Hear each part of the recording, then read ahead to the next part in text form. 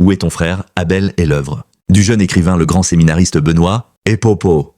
Cette inspiration, fruit d'une haute plume, tirée du livre de la Genèse au chapitre 4 verset 9, la grande question qui traverse cet ouvrage est celle de la fraternité dans un monde dont l'égoïsme prend le dessus. Cette problématique est présentée en pièce théâtrale. Publié aux éditions Genius Plim, il est déjà disponible en version électronique et en dur. Les lecteurs se disent très satisfaits selon les différents témoignages que nous avons. Benoît et Popo, qui, s'inspirant de ce passage de la Genèse 4, 9, où est ton frère Abel, qui est le titre même de son livre, titre n'est pas une simple suggestion, mais plutôt une forte interpellation aux fils et filles qui vivent dans un monde marqué par une idéologie matérialiste qui gangrène le monde. Et l'auteur souligne qu'il s'agit de la responsabilité que chacun doit reconnaître à l'égard de son semblable. Où est ton frère Abel? C'est un ouvrage qui traite de la problématique fraternelle. C'est-à-dire que dans notre milieu actuel, l'image de l'autre est déjà dénudée. L'image est déjà mal comprise puisque beaucoup de gens se passent pour leurs propres intérêts que pour ceux des autres. C'est ainsi que notre auteur voudrait nous rappeler que notre relation à l'autre doit différer de la relation à l'objet, de la relation à la chose, de la relation à tout ce qui est matériel. Nous recommandons la lecture. À travers cette pièce de théâtre, l'auteur Benoît et Popo dénonce certains mots qui gangrènent et rongent la solidité de notre humanité aujourd'hui. Il parle tantôt de l'égoïsme, de la jalousie et du désir de l'ego, du désir de soi.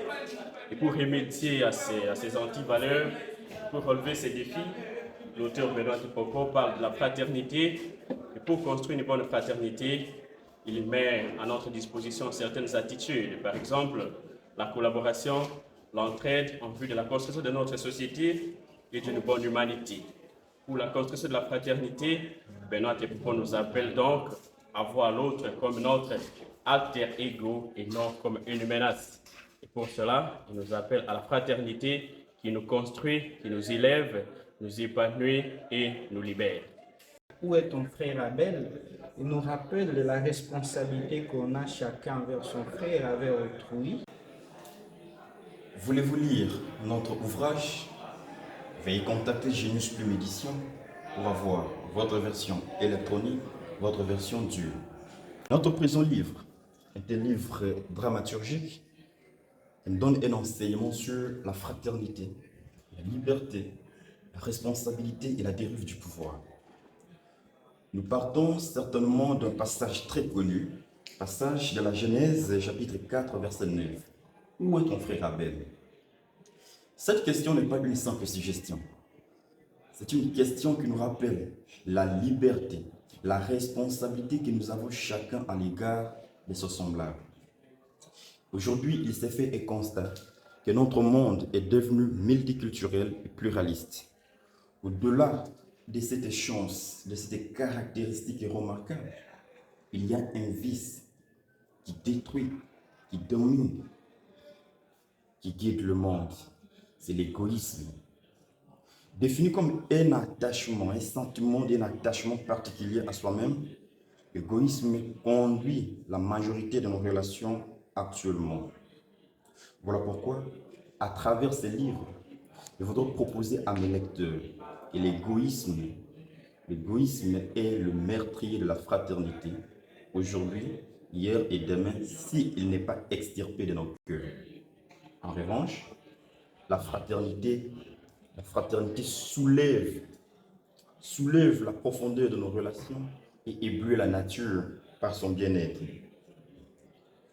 Comme jeune, ma flèche vise essentiellement la jeunesse, considérée comme espoir de monde plus humain, plus construit et plus humanisant.